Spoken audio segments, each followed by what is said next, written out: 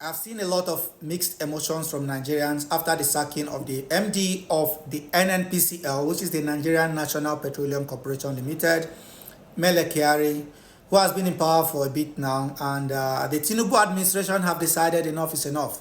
Look, we're having a lot of challenges, economic problems, inflation is an all-time high, and the government is trying as much as possible to bring down this level of inflation with the head of the CBN and other government agencies, the Ministry of Finance, working together. But we need a lot in terms of our foreign exchange. And the best way to do that is to produce more in Nigeria and export, like Dangote is trying to do.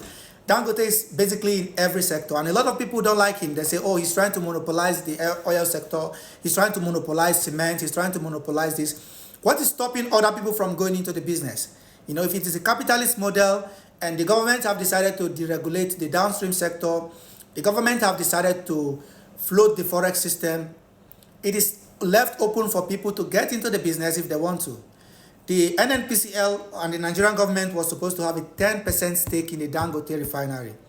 But Mele Kyari and his people decided to pull out. Why? Because they don't want to have any obligation to the Dangote refinery in order to provide them with crude. Because if they are providing Dangote with crude, there will be no need to import this petroleum product, the PMS that they are bringing from overseas. Okay? And Mele Kyari and his people have been at the center of all of this. In fact, they have been trying to demarketize or demarket the Dangote refinery to make it look like it's, you know, the products coming from there are very bad, while the product they are bringing from places like Venezuela and Malta, flooding it into the Nigerian market, is a piece of shit.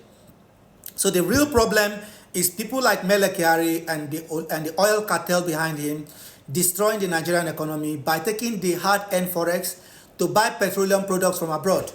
Okay, and people are talking about, oh, the economy is struggling because there's no our reserve has depleted and so on and so forth. The best way to do that is to support local content for them to be able to export finished products that have value in them, then bring in the forex instead of, you know, allowing Dangote to be shopping for hard currencies, you know, the dollar, euro, or whatever from the Nigerian system, and taking it to buy crude from Venezuela and buy crude from the United States when we have crude in Nigeria. But the problem is that there's a lot of forward sales that have been done over the past years by this government, by the MD and his people, of course with the support of Buhari before him, and he worked a bit with the Tinubu administration.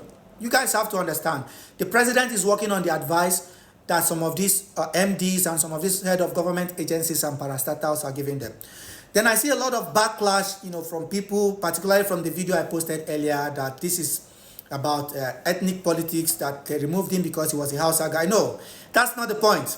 In fact, I was disappointed in Tinubu for leaving him there for so long, because again, after everything he has done, the fact that he tried to demarket the Dangote refinery, and Tinubu left him there, and we had these rumors about them bringing in bad petroleum products from places like Malta. Tinubu left him there, and people like me started wondering whether this guy is working with the people that are close to Tinubu, and they are doing that to frustrate Dangote effort. They are doing that to frustrate the Dangote refinery. That refinery is one of the biggest refineries in the world. So the fact that they were doing that to him, when the Dangote refinery alone can lift up the Nigerian economy to a certain point, and nobody is discouraging other private individuals from, you know, getting involved in the business. The guy spent close to $20 billion to set up that plant.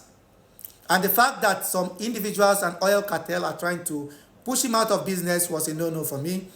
And I'm proud that the Nigerian government have taken this step, this difficult decision to fire him and all the members of the board and replace them with people that will understand the blueprints and know exactly what to do. I hope we can get it right this time.